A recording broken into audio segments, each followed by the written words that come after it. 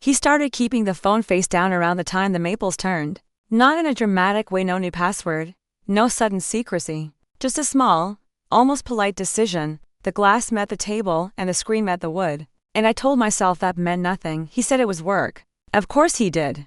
Everyone's always working now, especially after dinner. Especially when the world got used to answering emails in pajamas and calling it dedication. He'd lean back on the couch, ankle on knee, speaker low against his cheek. Yeah, he'd murmur. The vowel stretched thin, his eyes tracking the ceiling. No, we can push that. I'll jump on tomorrow. Yeah, totally. And I believed him because believing your husband saves so much time. The first night the call ran long. I finished the dishes and stood by the sink the way you stand at a window when you're not ready to sit back down. It was that sweet hour when the house smells like lemon and hot water, and the television is still quiet. He paced the hallway, stepping around the squeaky board the way a person who's lived with you long enough respects your ghosts. I can't talk now, he whispered, then louder.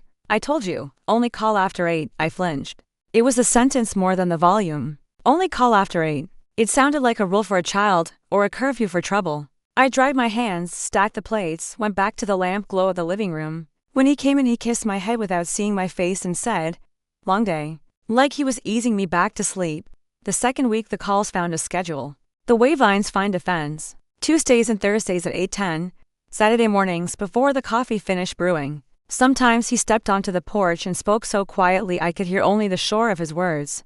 The foam and not the water. When he hung up on Saturdays, he would stand for another minute and look at the neighborhood, like a man reading a sign from far away. Then he'd come in, rub his hands together, and ask what I wanted for breakfast like none of it meant anything. I kept a small calendar on the side of the fridge. I didn't write who he talked to. I just wrote verbs, called again. You can love a person and still keep records of the weather. If you've never waited through a phone call, you don't understand what time can do. It's elastic and mean. It stretches, then snaps. You start listening to the silence between their sentences like it owes you an explanation. You try to decide which is worse, that they're lying, or that they're telling the truth in a tone that makes the truth sound like something you couldn't possibly appreciate.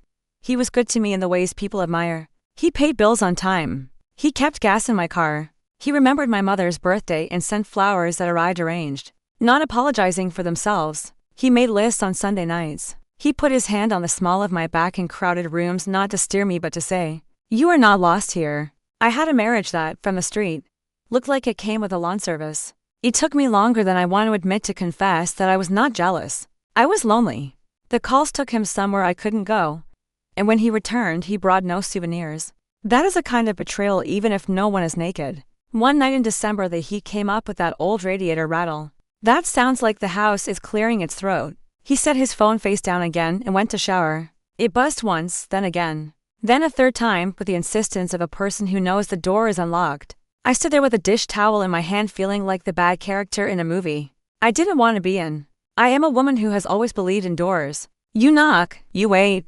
You are either welcomed or you walk away. But the phone kept buzzing and my heart kept making that small fist it makes when something you trust begins to drip. I didn't pick it up. I sat down. I counted my breaths like a doctor had taught me once in a waiting room, where every chair knew how to keep secrets. 1, 2, 3, 4. He came out in sweatpants and a t-shirt with the university logo so faded it might have been mine. The phone buzzed a fourth time. He froze, shampoo slick hair combed back with fingers. "It's work," he said too quickly before I asked. "Something in Singapore." "It's Thursday," I said because it was. "And people in Singapore know that too." He smiled with his mouth, not his eyes. "Time zones," he said, waving like a magician making a card disappear. He went to the bedroom to take the call. The towel in my hand dried without my help.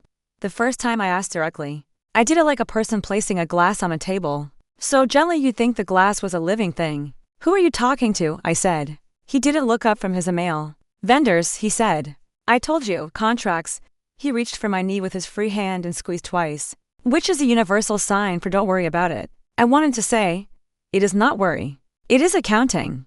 I wanted to say, "Names are not accusations." Instead I said, "Okay, I am fluent in the language of peacekeeping." The winter got serious in January. That blue light.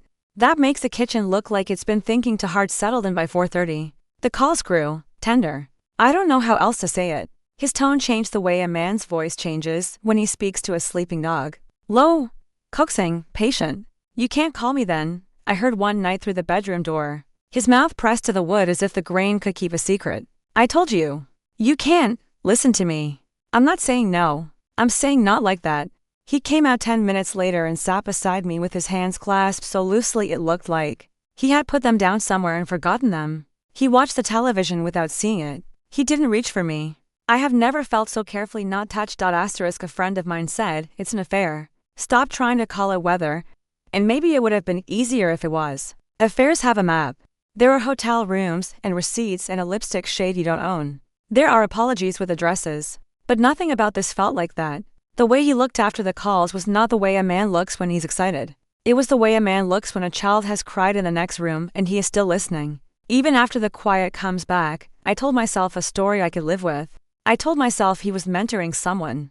I told myself he was paying back a debt he owed to the younger version of himself, who needed someone to answer at 8:10 p.m. I told myself that I could be generous if I knew what I was being generous about. I have noticed that people who pride themselves on generosity are often just very good at giving away what they actually need. The first crack in the story came on a Tuesday when the call didn't come and he was lost. That's the only word for it. He made a bowl of cereal at 8. He washed the bowl at 8:07. He stood in the doorway at 8:11 like a man who can hear a train that no one else hears. He checked the phone face down, face up, face down, then laughed at himself and said, God, I've been on a schedule so long I forgot how to sit still. He came to the couch and lay down with his head in my lap like a teenager who has used up all the language he knows. I stroked his hair and thought, whatever this is, it has taught him to breathe in a pattern that doesn't include me. The call came at 9:40. He sat up so fast my hand hung in the air for a second. He didn't take it in the bedroom. He took it by the front door as if halfway out could count as away. You can't do that, he said. And the bark in his voice made me forgive him for every soft thing that had made me suspicious. No. Listen to me. I told you. He went outside and the door clicked shut, and my heart did that animal thing it does when you know something is happening to the person you love that you cannot lift off them with your hands. When he came back and he looked older, not tired older, as if the call had taken a year and kept it. He sat down and his knees found the same shape they always did. But the rest of him was wrong. You want tea? I asked, because I am a woman raised on practical mercy. He nodded and stared at nothing until the kettle made the room sound alive again. I didn't follow him to bed that night. I sat at the kitchen table and wrote a sentence on a yellow sticky note. I do not need to know everything, but I cannot live with nothing. I stuck it to the calendar over a square I'd left blank. When the heat kicked on, the corner of the note lifted and made a tiny flag in my quiet revolution. The next day I did a nervous thing. I called his office. Not to spy. To hear the ordinary. He's in meetings, the receptionist said. Right. Back to back today.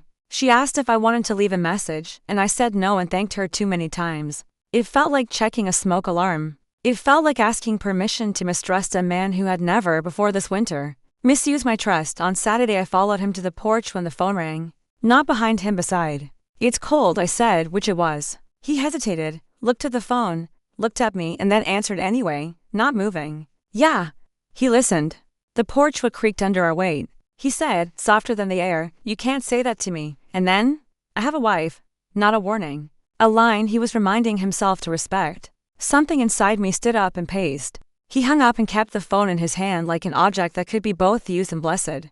We should buy salt for the steps, he said. Because that is the kind of sentence that lets a person step back into their life. I nodded. We went inside.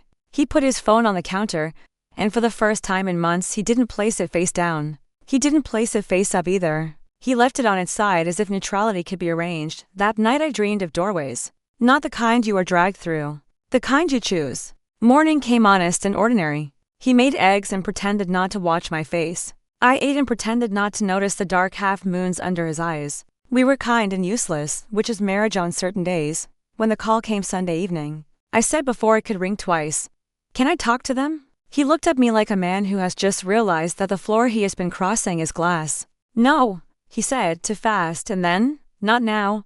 He stepped away and I followed. Not with my feet, my voice. Is it a woman? I asked. He turned back, surprised by my bluntness the way people are surprised when the soft thing in the room speaks up. It's complicated, he said. Which most often means yes, and just as often means you are asking the wrong question. Is there a child? I didn't know I was going to ask that until my mouth made the shape. He closed his eyes. He didn't say yes. He didn't need to.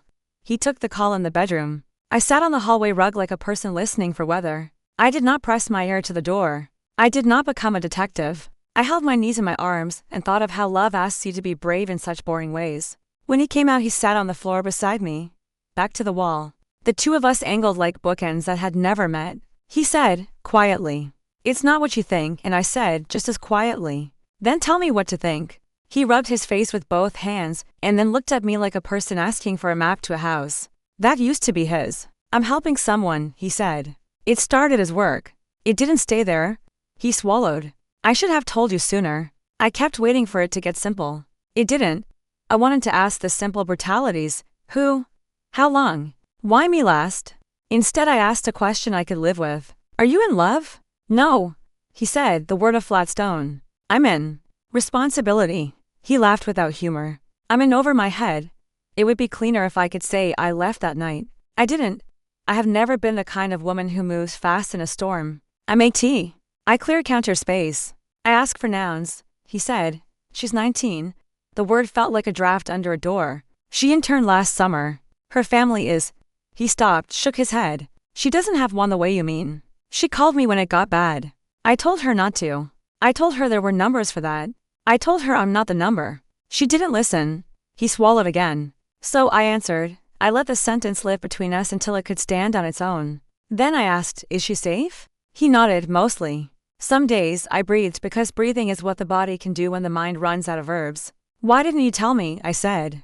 He looked at me like a man who knows there is no good answer and wants to give one anyway. "I thought if I said it out loud, it would make it bigger," he said. "And I didn't want to make that way yours." It was a pretty sentence. It was also an indictment. You cannot protect a marriage with secrets the way you protect a match from wind. The match goes out either way. I stood, knees complaining, and held out my hand to pull him up. He took it, grateful and wary. "We're going to talk to someone," I said. "Not her, us, tomorrow." He nodded like a man signing a form he should have signed months ago. That night he put his phone on the nightstand face up. At 2 a.m. it lit the room like a small moon. He didn't reach for it. Neither did I. We let it glow, then go dark. And I stared at the ceiling, thinking about the thin wall between compassion and secrecy, and how easily a good man can lose his way trying to be better than the worst thing that happened to someone else. In the morning, I made 2 calls. One to a therapist whose voice made me feel like I was allowed to tell the truth and still keep my name. Another to a number I found after 3 clicks and to doubts. A hotline. I didn't give my name. I asked what to do when you love someone who is trying to be a bridge and is becoming a door instead. The woman said, "We tell helpers to get help too." It sounded like a riddle until it didn't. That evening at 8:10 the phone rang and he looked at me. I nodded. "Put it on speaker," I said, and he did, with hands that were not sure who they belonged to. Her voice was small and older than 19. "I'm sorry," she started. And then the kind of crying that has learned how to be quiet filled her bedroom. I said my name. I told her I was his wife. I told her I was not angry at her. I told her we were going to do this differently now because the way we were doing it was hurting everyone I'd meant to help. She sobbed harder, a sound with no plan. I kept my voice low. "The way you talk to animals you want to coax out of hiding. We're going to give you numbers," I said. "Real ones. People whose job it is to carry what you're carrying. We're going to check on you. But not like this. Not in the dark. Do you understand?" She said yes the way people say yes when they don't believe you yet, but want to when we hung up. He sat very still. I could feel his shame making a room around him. I didn't step into that room. Shame doesn't need more chairs. "Tomorrow," I said. "Therapy at 2, he nodded. Then he did something I didn't expect. He cried like the kind of man I always hoped I'd marry, quietly, without apology. Like a person who understands that tears are not evidence of guilt. They're proof of being alive. I didn't touch him at first. I let him finish. Then I put my hand on his back, and he exhaled the way a city exhales after rain. "You think I made it worse?" he said into his sleeve. "I think you made it secret," I said, and neither of us argued with the difference. The next day we sat on a soft blue couch in an office that smelled like eucalyptus and new starts. I told the truth first because someone had to. He told his truth second, because someone finally let him. The therapist asked good questions that made bad sentences smaller. We came home and the phone did not ring, and I did not hold my breath waiting for it to. It rang the day after. He looked at me. I looked back. He silenced it and texted a number I had taped beside the calendar. "Call here. They can help. We will check in tomorrow at noon." He put the phone down face up. We stood there in the kitchen. To people who had decided to open a window instead of hold her breath. That night he slept close for the first time in months. Not gripping. Not guarding. Just close. Like a person who has finally come home to the bed he made and is willing to lie in it without pretending the sheets are something else. This is not a miracle story. This is the first clean page in a notebook you're finally ready to use.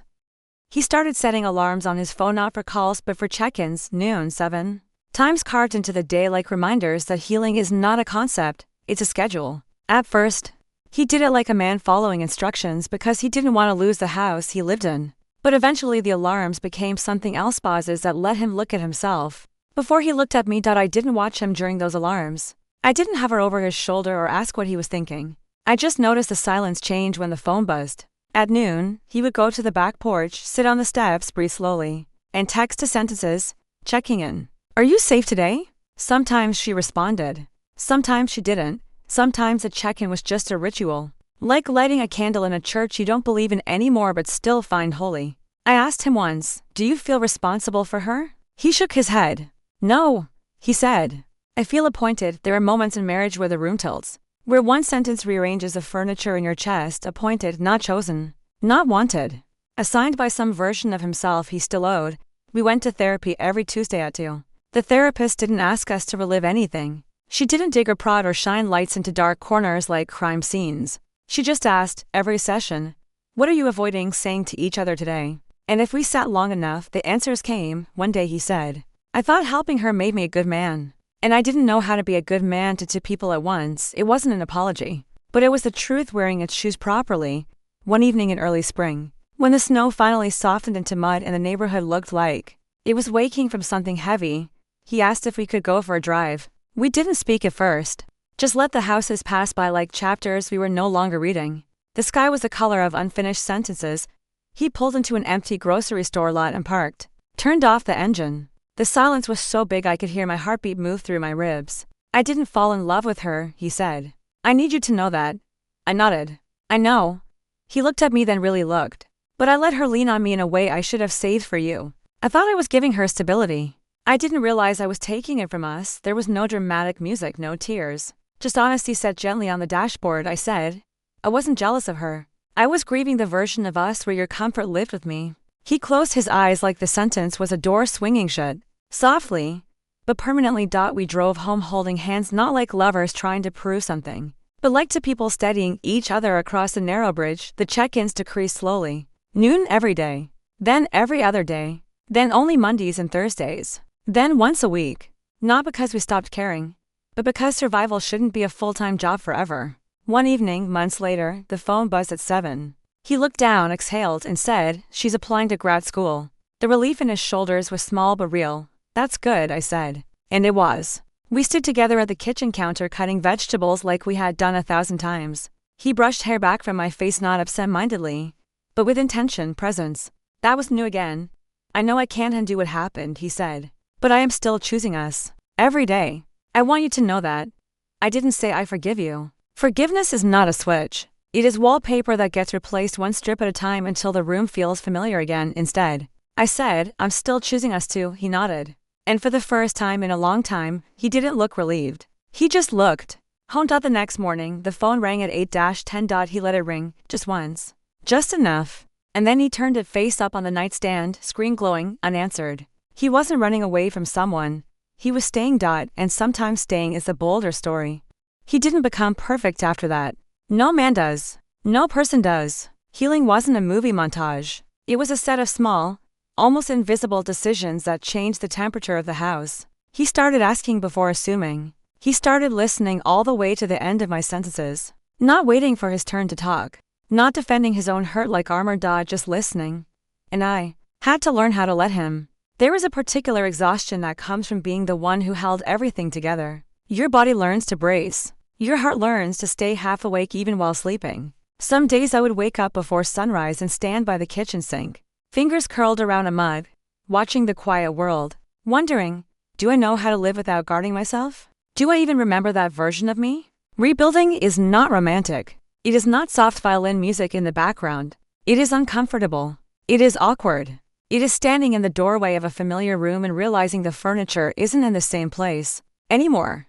One afternoon, I was folding laundry on the couch. Something simple. Something ordinary. He came in from the backyard, grass on his shoes, sun in his beard, and he sat beside me. Close, but not as a claim. Close, like someone sitting near a warm fire.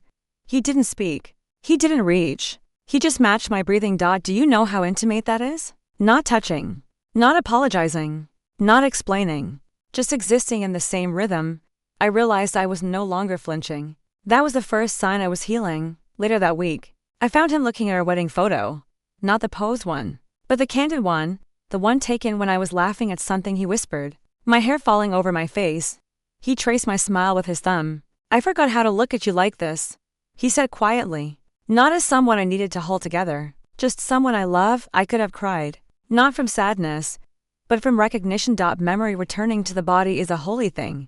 We cooked dinner together more often. Not big meals, sometimes just pasta and garlic bread. But the kitchen felt different now. Not like a battlefield.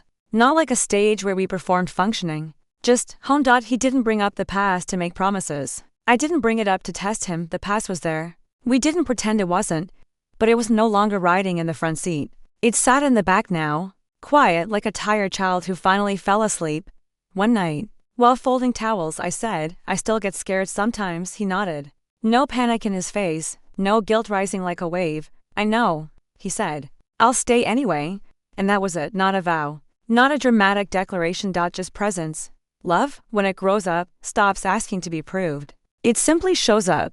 We didn't rush it. You can't rush closeness after it's been injured. Touch becomes something delicate, almost ceremonial. Like placing your hand on an old book whose pages might tear. It started with small things, his hand on the small of my back. When we passed each other in the hallway. My fingers brushing his sleeve when I handed him the keys. Standing next to each other at the bathroom sink, brushing our teeth, not talking. Just sharing space again. Intimacy doesn't return as a storm. It returns as a breeze. One evening, we sat on the couch watching a movie we had seen years before. We weren't even really watching, just letting the sound fill the quiet. His thigh touched mine. Not by accident. Not for permission. Just there. I didn't move away. I didn't lean in. We just stayed. A kind of stillness that felt like a heartbeat finally slowing to a normal rhythm. Later that night, as we were getting into bed, he paused, one knee on the mattress, and looked at me like he was asking a question without words. Not do you want me? But is this a good place to meet again? I nodded. He didn't pull me close, not all at once. He just lay beside me, facing me, our noses almost touching. Breathing the same warm air between us. There were no apologies repeated. No dramatic speeches. Just the soft gravity of two bodies that remembered each other. He reached out, slowly, and placed his hand on my hip. Not gripping. Not claiming. Just resting. My body tensed for half a second. Old memory tightening a muscle without permission, and he felt it. He didn't withdraw. He just whispered, barely audible, it's okay. We'll go at your pace. Do you have any idea how intimate patience is? Not hunger. Not possession. But permission. I let out a breath I didn't know I was holding, and my body softened into his hand. Not because I owed him trust, but because I had chosen it. We didn't make love that night. We just slept, facing each other. Like two people rebuilding a bridge by hand. Most couples think intimacy is about desire. But sometimes, intimacy is about safety. Returning to the room, and that night, the room finally felt safe again. We didn't chase fireworks. We chased mornings that felt unremarkable in the best way. I started leaving the bedroom window cracked again. A little cold air, a little bird noise. He used to complain about drafts. Now he tucked the corner of the blanket under my shoulder without saying anything. Apparently, love learns to be useful. He made coffee before I woke. Not to impress me. He just did. And instead of placing the mug on the nightstand and leaving, he began to sit on the edge of the bed for a minute, knees turned toward me, as if to say, I'm not just delivering warmth, I'm bringing myself. We built a language of small signals. Two taps on the counter meant stay near. A thumb traced once across the back of my hand meant I'm overwhelmed. Be gentle, standing in the doorway but not crossing it meant, I want to be with you but I don't know how yet. It sounds silly until you remember that most couples lose each other, because they only speak in full crises. The check-ins shifted to daylight. No more 8:10 shadows. He still asked at noon on Mondays, are you safe today? But he asked the question to me first with his eyes. And the girl no longer a crisis, just a person began answering other numbers. One afternoon he showed me a text, got into the program. Thank you for not letting me lean forever. That last line felt like a benediction. We had a setback on a Thursday. They come like that, ordinary days with hidden riptides. A number he didn't recognize called at night. He answered too quickly. I flinched. He saw me flinch and shut down like a man trying not to make a bigger mess. In the quiet that followed, all the old furniture rolled right back into the middle of the room. We didn't fix it with speeches. We fixed it with posture. He sat on the floor, back against the bed, hands open on his knees. I scared you, he said. Not a question. Yes, I said. Not an accusation. He put his phone on the dresser face up and scooted until his shoulder touched my shin. Do you want the story? He asked. I want the door open while you tell it, I said. Which was our way of not making the room smaller than the truth. It was an old client. It was nothing dangerous. It was also proof that my body still held the memory of winter. We breathed together until the room returned to us. That became our pattern, not no mistakes, but fast repairs. No silent treatments that lasted days. No courtroom closings. Just to people who had learned that love is the art of timely attention. On Saturdays we invented a ritual called 15 seconds, standing in the kitchen, fully clothed in the middle of whatever chore we were doing. One of us would say, 15? The other would step in, wrap arms around shoulders or waist, and we'd hold each other no talking for 15 slow seconds. Sometimes it felt like nothing. Sometimes it reset the entire house. Touch became practical again. The way he cupped my elbow when we crossed the street. The way I smoothed the back of his neck at red lights. The way our ankles found each other in sleep. Not as proof, just as orientation. You there, me, here, us, together. Spring crept back and made the air smell like errands. We went to the garden store for potting soil and came home with a plant we didn't need. A fiddle leaf fake with leaves like confident hands. We put it by the window. It sulked for a week, dropped one leaf like an insult, then decided to live. We laughed like people who understood the metaphor and didn't need to wring it dry. He started reading again at night, out loud, a page or two, nothing fancy. Not to be charming. To keep us in the same paragraph. Sometimes I fell asleep to his voice saying someone else's sentences. And I woke with the sense that the house had been told a bedtime story. And decided to love us for another day. Intimacy came back in gradients. The first time we made love after winter, it was quiet and a little awkward and entirely ours. We paused when we needed to. We laughed once, softly, the way you laugh when your body tells you a joke about being human. After, we didn't evaluate. We didn't grade it. We just held the warm silence like a shared secret and slept very well. There was a day, weeks later, when I realized I had gone a whole afternoon without listening for the phone. It startled me. The way a healed ankle startles you the first time you run without remembering it used to hurt. We brought the calendar back, the one with verbs, not to track him. To praise us, stayed, asked, listened, refused the old story. Chose the soft thing. Laughed in the right place this time on a Sunday evening. Sunlight landing on the floor in long gold stripes. He turned to me with that look, no longer worried. Just present, said. I like who we're becoming, I said. Me too. And I meant becoming, not returned to, because we were not trying to resurrect a previous version. We were making a new one with better bones. Before bed, he opened the window a crack. The wind chime outside, small, copper, gifted months ago, rang once in windless air. He smiled. Ghosts? He teased. Permission, I said. We turned off the lamp. The room kept breathing. So, did we? It happened on a Thursday. Not dramatic. Not stormy. Just a regular Thursday, the kind that begins with grocery lists and ends with laundry. We had been doing well. Not perfect, but steady. The kind of steady that feels like a house finally remembering how to hold heat. And then the past knocked. Not metaphorically. It literally knocked. We were sitting at the dining table. He was reading the news on his phone. I was writing a to-do list on the back of an envelope. Because I always forget the actual notepad exists when the doorbell rang. Just one press, short. Not hesitant. Not bold, just. There. He looked up. I looked up. There are silences that feel like waiting rooms. This one did. He stood first. I didn't move. He went to the door, opened it halfway, then all the way. There she was. Not the girl from the late night calls. Not the crisis he once tried to hold together. Her mother. Older than I remembered. Hair pulled back. Not fragile, just tired in the way people get when they've spent too many years being the lighthouse for wrecked ships. She wasn't crying. She wasn't dramatic. She just looked human in a way that makes you put your hand over your own heart without meaning to. I wanted to thank you, she said quietly. He didn't say her name. He didn't step outside. He just nodded. I stayed where I was, but I could hear everything. She's okay now. The woman continued. Not perfect, but okay. She got into the program. She says she can breathe again. Her voice wavered only once. She says you kept her alive long enough for her to find her own life, and then she looked past him, past the door, past the threshold to me. Not to challenge. Not to intrude.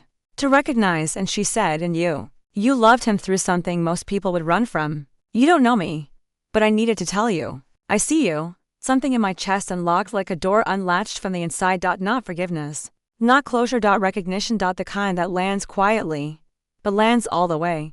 I stepped closer, not to compete, not to defend, but to be seen fully. We didn't hug. We didn't cry. We just held each other's eyes for a moment that was strangely holy. The kind of moment where two women who have nothing in common and everything in common understand that love is complicated. And we all survived something to stand here. She left a minute later. No long goodbye, just a nod.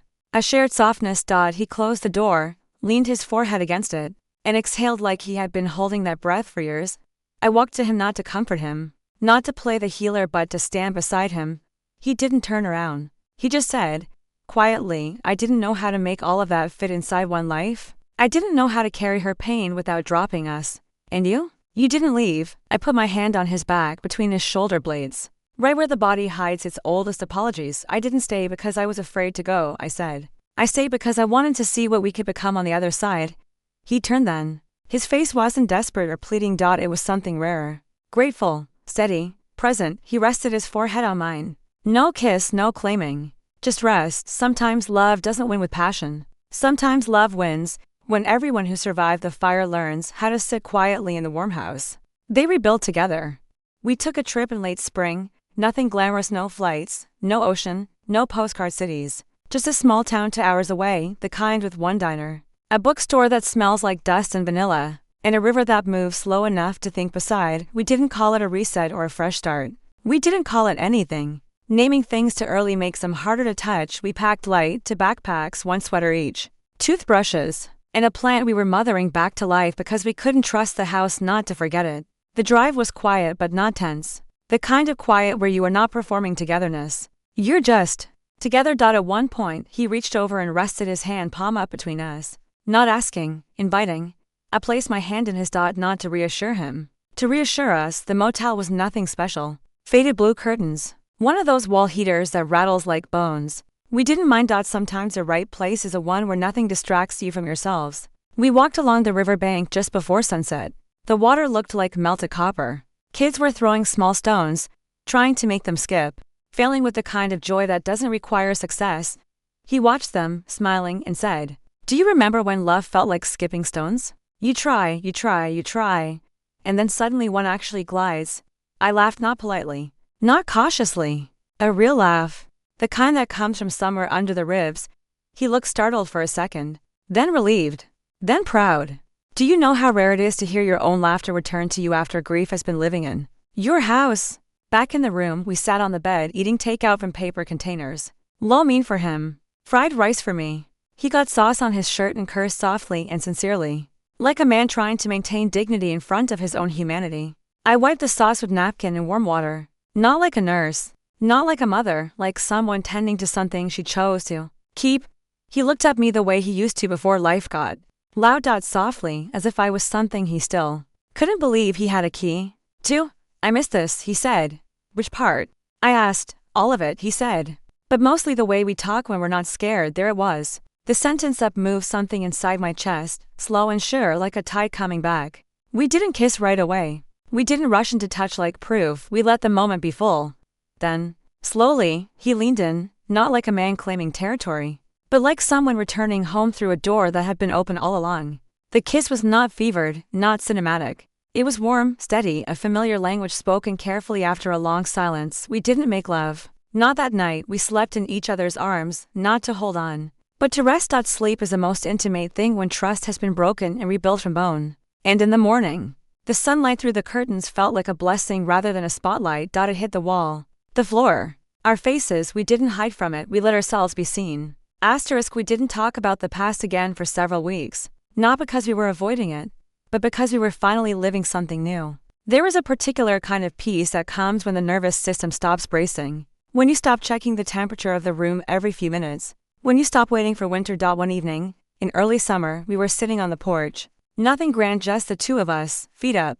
A slow dusk moving across the sky like someone dimming the lights in a theater. He had a book. I had tea. Crickets were stitching sound across the yard. Then he said, quietly, the way people speak when their voice is carrying something fragile. I need to tell you the thing I didn't know how to say before. I didn't tense. I didn't freeze. I just waited. He set the book down, very gently, like it was sleeping. When I was helping her, I wasn't choosing her over you. I was choosing the version of myself that knew how to be needed. Because I didn't know how to be loved without fixing something. He looked at me then, not for reassurance, but for witnessing, and when you didn't leave, he said, I had to learn how to be loved with nothing to repair. His voice broke not from guilt, but from finally naming the truth. I set my tea down. The cup clicked against the wood, soft, final. I said, you don't have to earn your place here anymore. He exhaled long, slow like a man stepping out of a burning house and realizing the fire is behind him. He reached for my hand, not to hold it, but to rest inside it. The difference was everything. I don't want another version of us, he said. I want this one. The one we built after the fire. I nodded. Good, I said. Because this time we know where the exits are and we're not using them. That made him laugh. Not loudly, but with the kind of warmth that lands in the bones. We sat there, fingers laced, porch light flickering in the half-dark, the world unremarkable and holy at the same time. No dramatic ending. No crescendo. No final fight or grand gesture. Just to people who didn't leave. To people who learned how to stay, not because they were afraid to be alone, but because they finally understood what it meant to be alive together. Healing didn't return us to who we were. It made us into something truer, and the house, our house, no longer echoed with the past. It breathed with us.